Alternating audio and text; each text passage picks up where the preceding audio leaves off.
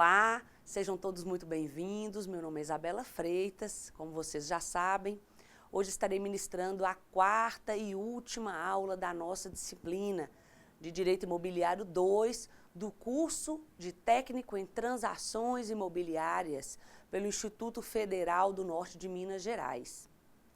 Bom, a disciplina a ser estudada hoje irá tratar do contrato de mandato, do contrato de corretagem imobiliária, tributos incidentes na compra e venda imobiliária, cessão de direitos e permuta de imóveis. Lembretes: atentem-se para os fóruns de discussões e participem. Deem uma lida no material complementar dessa semana, importante. O meu e-mail para contato, vou só repetir porque vocês já sabem, Isabela Freitas, ifnmg@gmail.com. Repetindo, Isabela com Z e 2 L's, Freitas, ifnmg@gmail.com. O objetivo da nossa quarta aula. Nessa quarta aula, vamos ter aí que terminar o estudo do contrato de mandato, analisar o contrato de corretagem imobiliária, os tributos incidentes na compra e venda imobiliária e, por fim, estudaremos a cessão de direitos e a permuta de imóveis. Agora nós vamos recapitular o que estudamos na aula passada. Então, na aula 3, nós vimos as cláusulas especiais, estudamos as duas cláusulas especiais que envolvem nosso objeto de estudo. Quais são elas? A cláusula de retrovenda e a cláusula de preempção. Vimos que a cláusula de retrovenda ou cláusula de resgate ou pacto de retrovenda somente se aplica aos contratos de compra e venda de imóveis, que a cláusula de retrovenda nada mais é que uma reserva de direito do vendedor de reaver o imóvel vendido por ele, dentro do prazo decadencial de 3 anos contados da venda, desde que restitua o preço e reembolse todas as despesas feitas pelo comprador no período de resgate. E também essa cláusula deve estar expressa no contrato. Vimos que esse direito de retrato pode ser exercido até mesmo contra terceiros, mesmo que esse terceiro não tenha conhecimento dessa cláusula. Estudamos a cláusula de preferência, que é a mesma coisa de preempção. Essa cláusula não é exclusiva da compra e venda imobiliária, mas a ela se aplica. Que a cláusula de preempção significa dizer que o vendedor de um imóvel se resguarda o direito de preferência em readquirir esse mesmo imóvel caso o comprador resolva vendê-lo. Também essa cláusula especial deverá estar expressa no contrato. Vimos que essa cláusula especial de preempção possui validade de 2 anos, contados da data da realização da venda original. Vimos tanto por tanto. O que quer dizer tanto por tanto? Vimos que tanto por tanto quer dizer que o vendedor, quando for oferecer a coisa ao antigo dono, deverá fazê-lo pelo mesmo preço e condições dadas ao terceiro. Analisamos as especificidades da compra e venda imobiliária e estudamos que o registro é ato obrigatório, sem o qual o comprador não se torna efetivamente proprietário do imóvel. Vimos também que o contrato de compra e venda de imóveis, que pode ser na forma pública ou particular, deverá ser registrado sempre no cartório de registro de imóveis. Para quê? Para que a propriedade seja transferida do vendedor para o comprador. Pontuamos o georreferenciamento, importantíssimo. Falamos que o georreferenciamento é o mapeamento de imóvel rural, referenciando os vértices do seu perímetro ao sistema geodésio brasileiro, definindo a sua área e posição geográfica. Que o georreferenciamento de imóvel rural é a medição da área em questão e a descrição das características, limites e confrontações. Vimos também que o Decreto Federal 7.620 de 2011 estabelece os prazos para a obrigatoriedade do georreferenciamento, isto é, a partir das datas que estão lá, será obrigatório o procedimento do georreferenciamento. E observamos que a partir de 21 de novembro de 2023, todos os imóveis rurais deverão se submeter ao procedimento do georreferenciamento. Falamos de alguns cuidados que se deve tomar antes da aquisição do imóvel, como exigir a documentação completa do imóvel e também do vendedor, registrar a escritura pública no cartório de registro de imóveis e que essa escritura pública deverá retratar o valor real do negócio. Analisamos o contrato de mandato. Vimos que o contrato de mandato é um contrato em que uma pessoa transfere poderes a outra para que este, em seu nome, pratique atos ou administre interesses. Falamos da nomenclatura. A pessoa que transfere os poderes é chamado de mandante.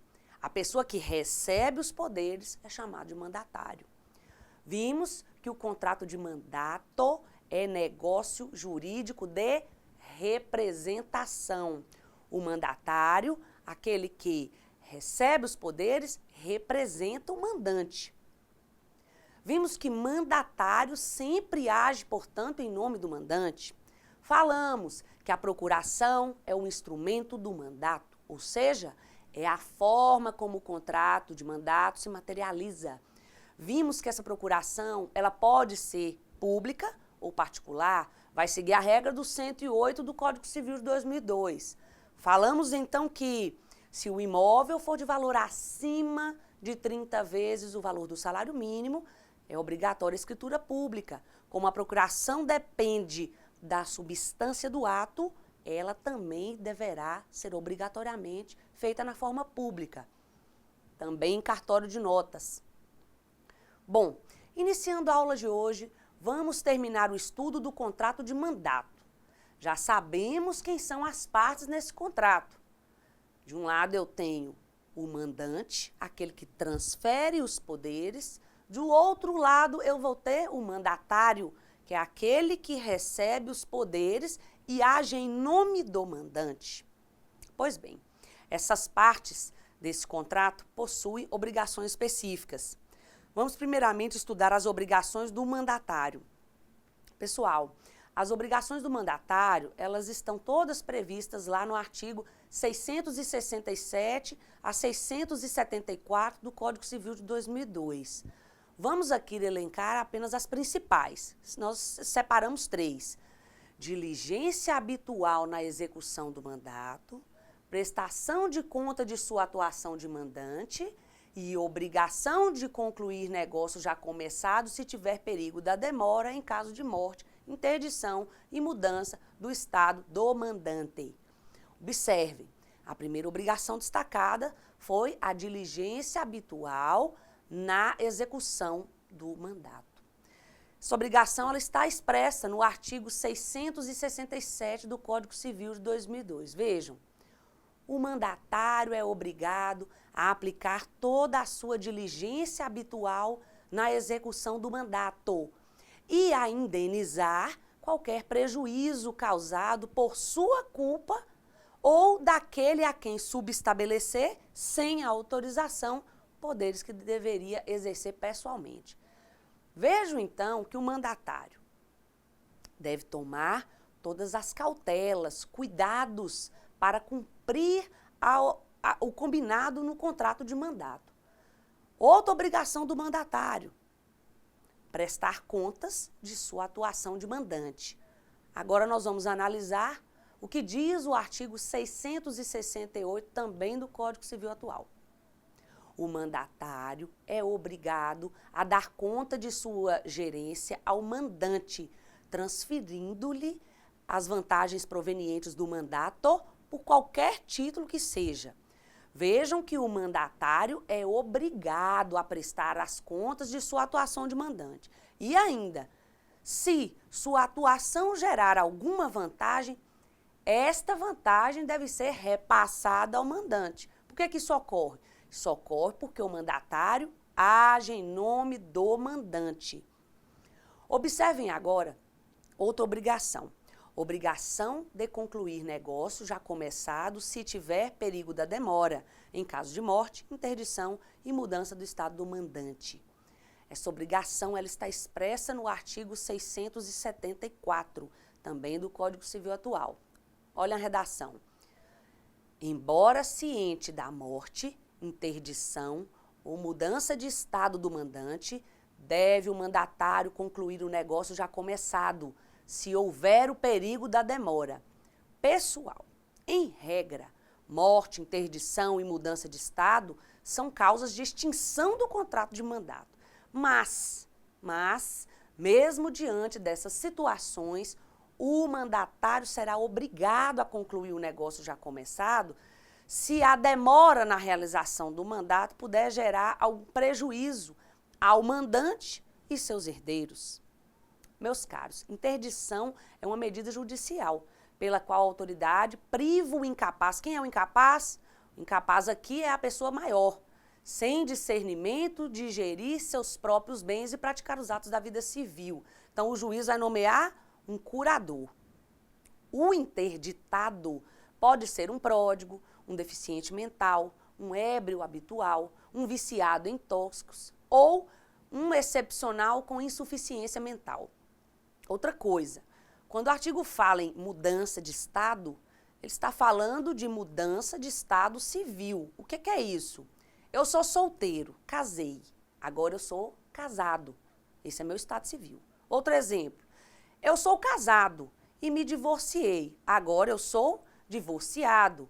E isso é que é mudança de estado, e não mudar de um lugar, de um estado para outro, isso não é, na órbita jurídica nossa, a mudança de estado. Mudança de estado é a mudança de estado civil. Observem que essa mudança de estado civil é importante no mandato, porque ela envolve alterações no regime de bens. Vejam que se eu sou casado e preciso de vender um bem imóvel, eu vou fazê-lo por meio de um contrato de mandato, vou precisar da assinatura do cônjuge. Por quê? Caso contrário, o contrato ele não será válido, esse contrato de mandato não será válido. Vamos agora estudar as principais obrigações do mandante. Bom, essas obrigações elas estão expressas no artigo 675 a 681 do Código Civil de 2002. As mais importantes são duas, que nós separamos aqui.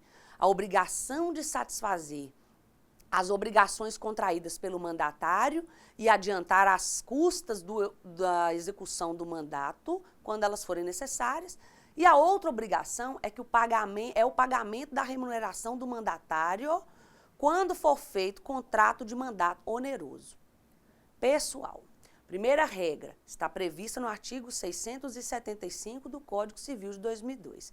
Então vejam, o mandante é obrigado a satisfazer todas as obrigações contraídas pelo mandatário, na conformidade do mandato conferido, e adiantar a importância das despesas necessárias à execução dele.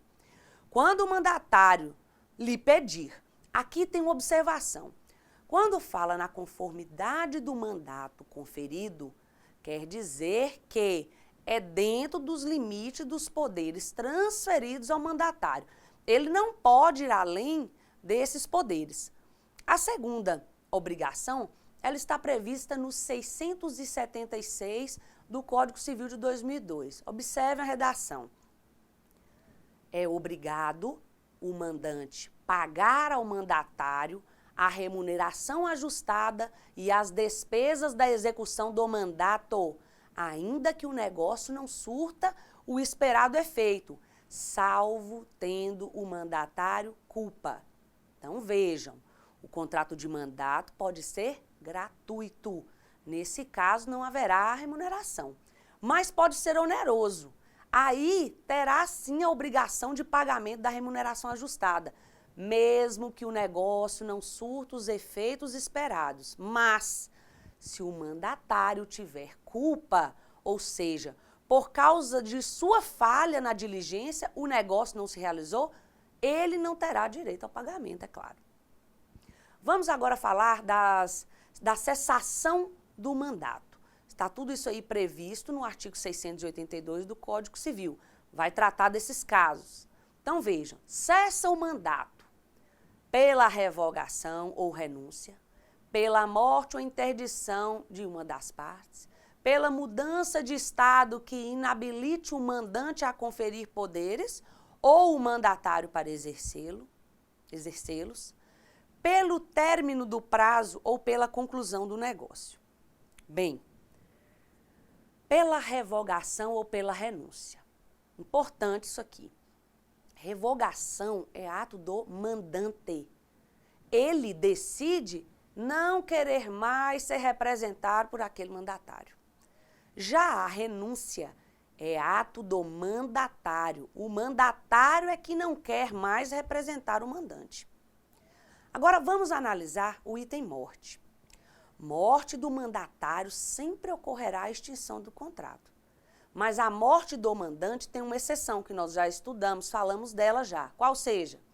Em caso que deverá ser concluído o negócio já começado e que sua não realização causaria prejuízo ao mandante ou aos seus herdeiros. Agora vejam a interdição. Na interdição de qualquer das partes, extingue-se o mandato. É o que está lá. Também ela tem essa mesma exceção que falamos anteriormente. O mandatário será obrigado a concluir o negócio já começado se a demora na realização do mandato puder gerar algum prejuízo ao mandante e seus herdeiros. Quanto à mudança do estado civil, nós já estudamos, então não vou repetir isso aqui. Vamos então agora analisar o término do prazo e a conclusão do negócio. Término do prazo. Término do prazo se dá quando o mandato há a estipulação do prazo. Vejam, eu firmo um contrato de mandato com você e estipulei que quero que você venda meu imóvel dentro do prazo de 1 ano. Se a venda não ocorrer nesse prazo, eu não quero mais que ele seja vendido. Passou 1 ano e não vendeu, extinguiu o contrato de mandato. Agora vamos estudar pela conclusão do negócio. Vamos pegar o mesmo exemplo que eu acabei de contar para vocês. Só que a venda ocorreu dentro do prazo de 1 ano. Vejo então que o contrato foi concluído. O mandatário me representou no negócio que determinei que ele fizesse. Findo, portanto, também o mandato. Ainda sobre mandato, pessoal, é possível contrair matrimônio por meio de procuração. Procuração que é um instrumento do mandato, como já sabemos. Só que essa procuração, ela terá que ser feita na forma pública, ou seja, em cartório de notas, e ela terá validade máxima de 90 dias. O casamento realizado dessa forma, ele é válido e eficaz. Agora vamos estudar outro tipo de contrato. Aqui está o centro, o núcleo que vocês estavam esperando dessa aula de hoje. Vamos estudar o contrato de corretagem imobiliária. O contrato de corretagem imobiliária é aquele em que o corretor se obriga a obter para o comitente um futuro contrato de compra e venda de imóvel, conforme as instruções fornecidas. Pessoal, corretor é o profissional que se obriga a intermediar um negócio. Ele tem a tarefa de quê? De aproximar as outras duas partes com o propósito de que essas partes celebrem um contrato. Então, o que é o corretor? Ele é um intermediador. A outra figura que aparece nesse contrato é o comitente.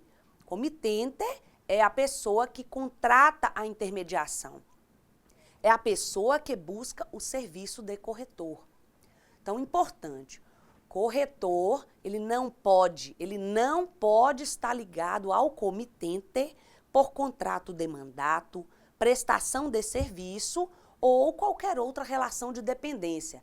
Se estiver ligado ao comitente por relação de dependência, não há que se falar em contrato de corretagem. Então, o contrato de corretagem não existe. Existem 2 espécies de corretores, os corretores oficiais e os corretores livres. Quem são os corretores oficiais? Os corretores oficiais são aqueles dotados de fé pública, como nos casos de corretores de fundos públicos, de navios e de operações de câmbio. E os corretores livres? Os corretores livres ou não oficiais, é qualquer pessoa que pode desenvolver essa atividade, desde que possua capacidade civil, que é, o que é capacidade civil então? Maior de 18 anos e no gozo de suas faculdades mentais. O que mais? E que cumpra o disposto na legislação que regulamenta a profissão. Então, é correto afirmar que o corretor de imóveis, ele é classificado como corretor livre. Vejam agora a previsão legal. O contrato de corretagem, ele está disciplinado. Primeiro, artigos 722 a 729 do Código Civil. Está também na Lei 6.530 de 1970 e ainda Decreto Federal 81.878 de 1978. Dito isso, passaremos ao estudo das principais regras de corretagem imobiliária. Primeiramente, somente poderá figurar como corretor de imóveis aquele que possuir o título de técnico em transações imobiliárias. E mais, com inscrição no Conselho Regional de Corretores de Imóveis da jurisdição que for atuar a pessoa. Em síntese, precisa então de quê para ser corretor? Livre. Precisa do título em técnico em transações imobiliárias. Precisa de registro no Conselho Regional de Corretores de Imóveis competente. Da revalidação da inscrição. Vejam que o decreto que trata desse assunto, ele também faz a menção à revalidação. Por que isso? Isso porque antes da lei atual, da lei que temos hoje, existia uma lei que tratava da corretagem. Só que ela foi revogada. Então, as pessoas que exerciam a profissão na vigência daquela lei, hoje elas podem revalidar a sua inscrição e assim está regularizada a sua situação nos moldes da lei atual. Outra coisa, esse mesmo decreto estabelece que poderá exercer o ofício de corretor de imóveis tanto a pessoa física, quem é a pessoa física? A que tem CPF, quanto a pessoa jurídica, aquela que tem o CNPJ. Então, tanto a pessoa física quanto a pessoa jurídica devem ter inscrição no Conselho Regional de Corretores de Imóveis da jurisdição para atuarem. Observem as atribuições do corretor de imóveis. O corretor de imóveis deve intermediar a contratação entre pessoas que queiram comprar e pessoas que queiram vender, entre pessoas que queiram fazer permuta, que é a troca de imóveis, e também entre pessoas que queiram alugar imóveis, como na relação de locador e locatário. Vamos agora analisar o Conselho Federal e o Conselho Regional de Corretores de Imóveis. O Conselho Federal. O Conselho Federal, ele possui sede em Brasília, no Distrito Federal, e tem jurisdição em todo o território nacional. Já os conselhos regionais possuem sede nas capitais dos estados, ou de um estado ou território da jurisdição, porque isso quem vai decidir é quem? O Conselho Federal. O Conselho Federal é composto de 2 representantes de cada conselho regional. Já o Conselho Regional, ele é composto de 27 membros efetivos e 27 suplentes. Eles são eleitos em chapa. O voto é pessoal, secreto e obrigatório de todos os profissionais inscritos. Além disso, aquele profissional que deixa de votar sem justificativa, ele terá uma multa no valor de uma anuidade. Pessoal, a título de curiosidade, o valor da anuidade em Minas Gerais deste ano de 2014 é R$ 465 para a pessoa física e para a pessoa jurídica varia entre R$ 930 e R$ 1.860. Vamos agora estudar a remuneração do corretor de imóveis. Primeira coisa, quando o corretor realiza um contrato de corretagem, ele tem uma obrigação de resultado. Vamos repetir isso aqui. O corretor, portanto, ele tem uma obrigação de resultado. Em que implica isso? Isso implica que a obrigação de resultado significa que o corretor deverá efetivar o contrato. Se ele não efetiva, ele não tem direito à remuneração, ele não vai fazer jus à remuneração. Ele só terá sua remuneração se conseguir o resultado previsto. Remuneração, pessoal, é o mesmo que corretagem, preço, comissão. Agora, uma regra básica. Se as partes envolvidas se arrependerem e não efetivarem o contrato, a remuneração do corretor ainda é devida? A resposta está no artigo 725 do Código Civil de 2002. Lá fala assim: a remuneração é devida ao corretor uma vez que tenha conseguido o resultado previsto no contrato de mediação ou ainda que este não se efetive em virtude de arrependimento das partes.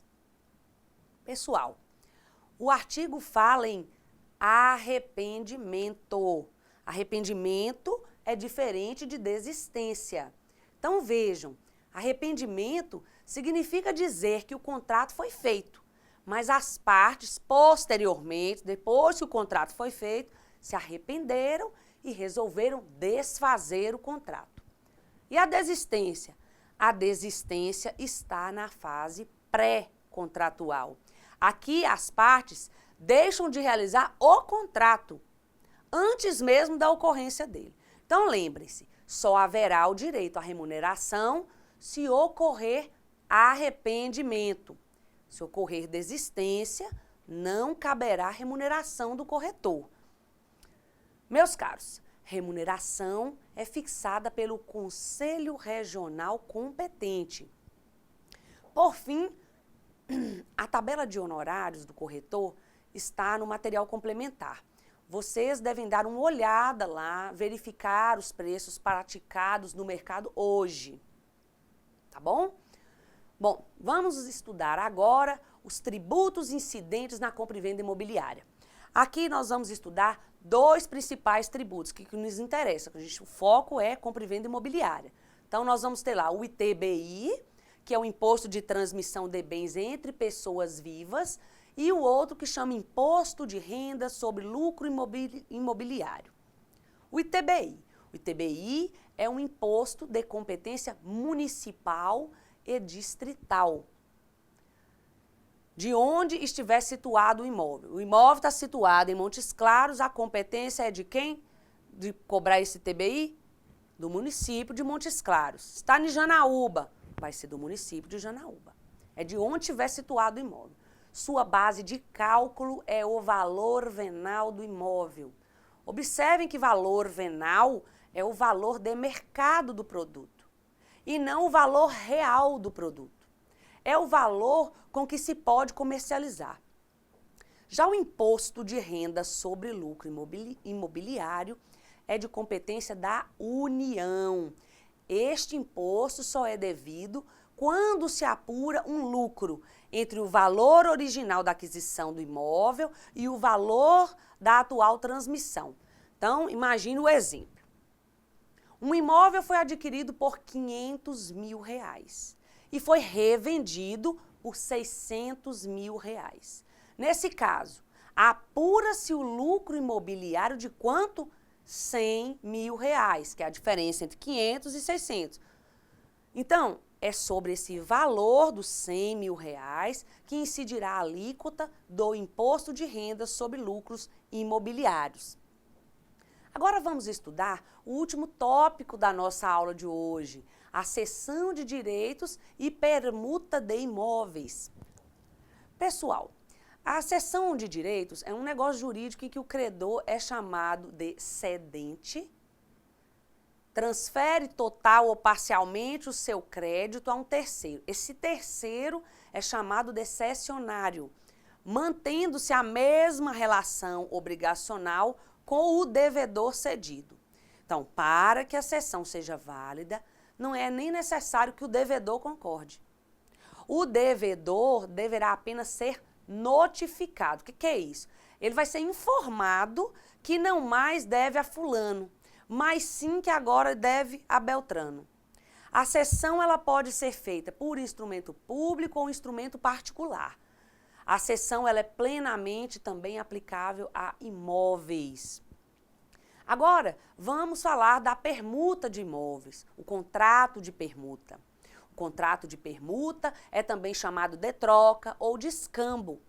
É aquele em que os contraentes se obrigam a dar uma coisa por outra que não seja dinheiro. Pessoal, se fosse dar uma coisa por outra em dinheiro, não seria troca, permuta, mas seria o quê?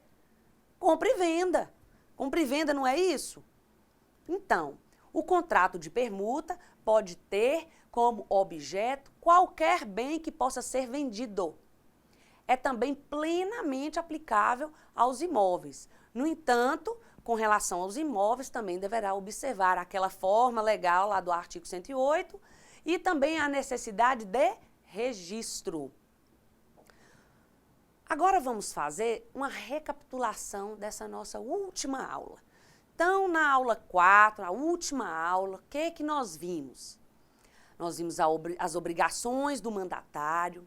As principais são a diligência habitual na execução do mandato, prestação de contas de sua atuação demandante, obrigação de concluir negócio já começado se tiver perigo da demora em caso de morte, interdição e mudança de estado do mandante.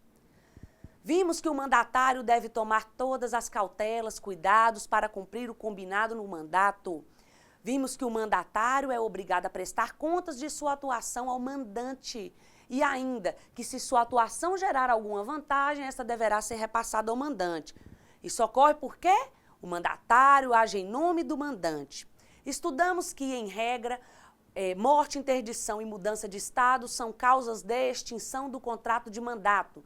Mas, diante de determinada situação, o mandatário será obrigado a concluir negócio já começado se a demora na realização do mandato puder gerar algum prejuízo ao mandante e seus herdeiros. Analisamos que a interdição é uma medida judicial pela qual a autoridade priva o incapaz, aquele que é uma pessoa maior, mas é incapaz, sem discernimento de gerir os seus próprios bens e praticar os atos da vida civil. Então, o juiz vai nomear-lhe curador. O interditado pode ser um pródigo, um deficiente mental, um ébrio habitual, um viciado em tóxicos ou um excepcional com insuficiência mental. Também vimos as principais obrigações do mandante.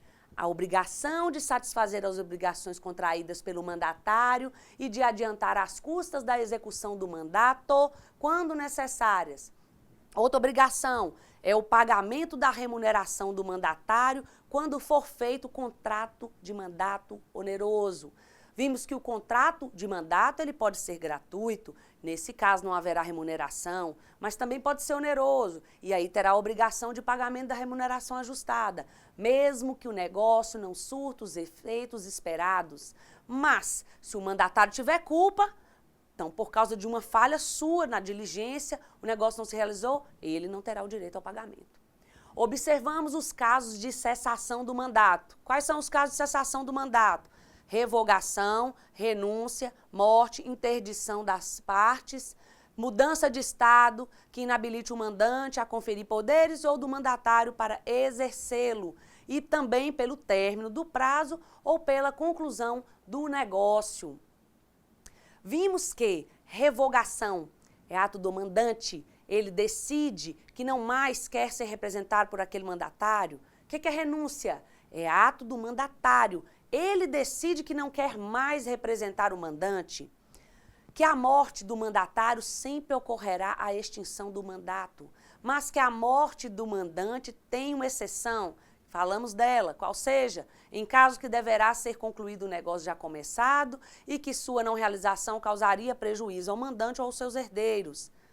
Vimos também que a interdição de qualquer das partes extingue o mandato. Também tem a mesma exceção anterior já falada. O mandatário será obrigado a concluir negócio já começado se a demora na realização do mandato puder gerar algum prejuízo ao mandante ou aos seus herdeiros.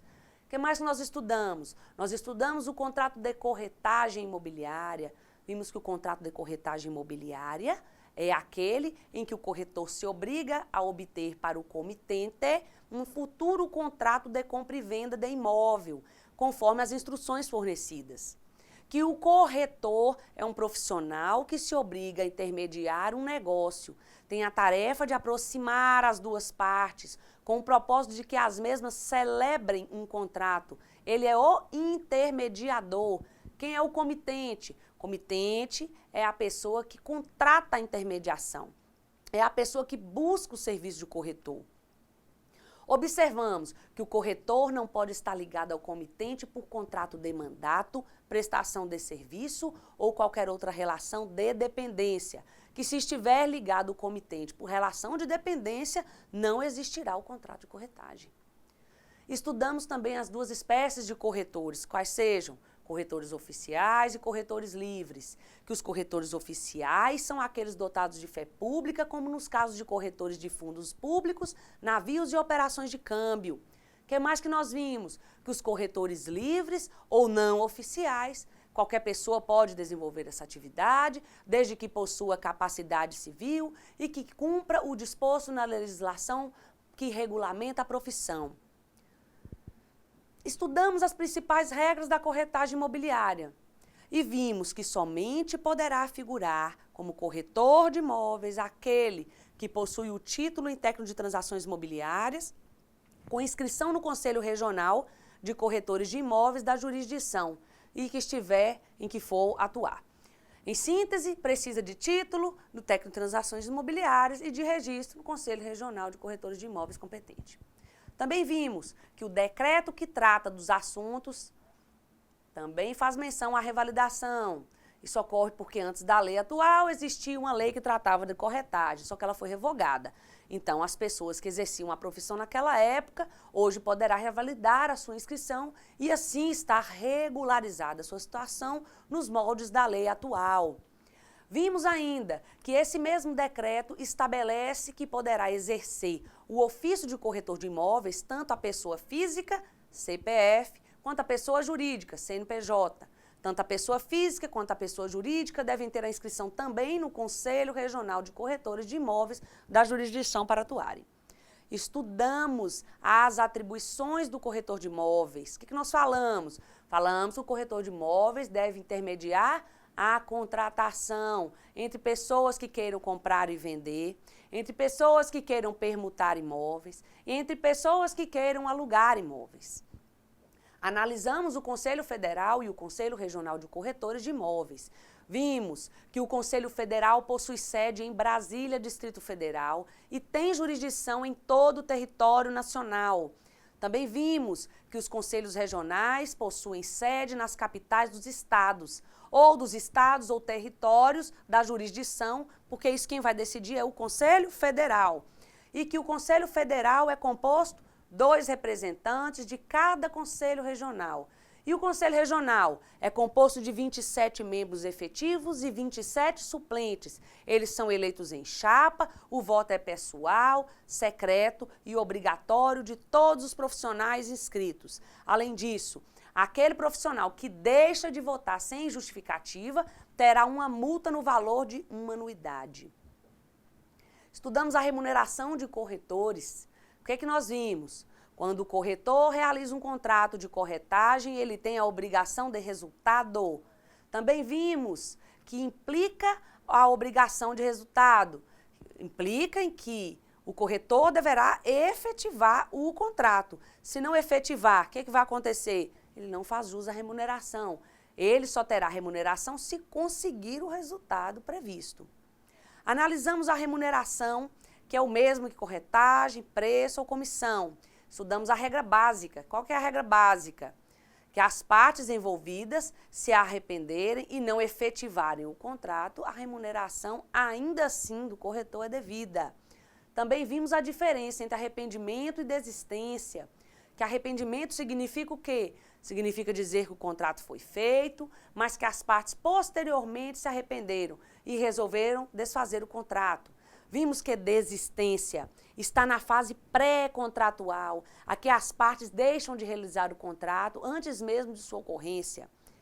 Estudamos os tributos incidentes na compra e venda imobiliária. Falamos de dois, do ITBI e também falamos do Imposto de Renda sobre Lucro Imobiliário.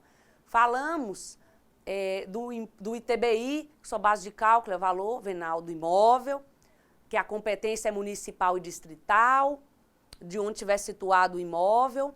Falamos do Imposto de Renda sobre o Lucro Imobiliário, que é de competência da União, que é um imposto que só é devido quando se apura um lucro entre o valor original da aquisição do imóvel e o valor da atual transmissão. Estudamos a seção de direitos e permuta de imóveis.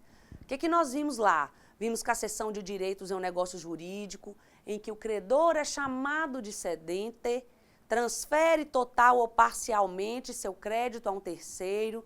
Esse terceiro é chamado de cessionário, mantendo-se numa mesma relação obrigacional com o devedor cedido.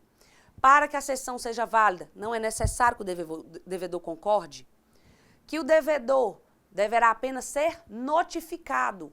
Será informado, então, que não mais deve a fulano, mas que deve a Beltrano. Cessão pode ser feita por instrumento público ou particular e que é plenamente aplicável aos imóveis. E estudamos o contrato de permuta, que é também chamado de troca ou escambo. É aquele em que os contraentes se obrigam a dar uma coisa por outra que não seja dinheiro, porque se fosse dinheiro seria compra e venda. Vimos,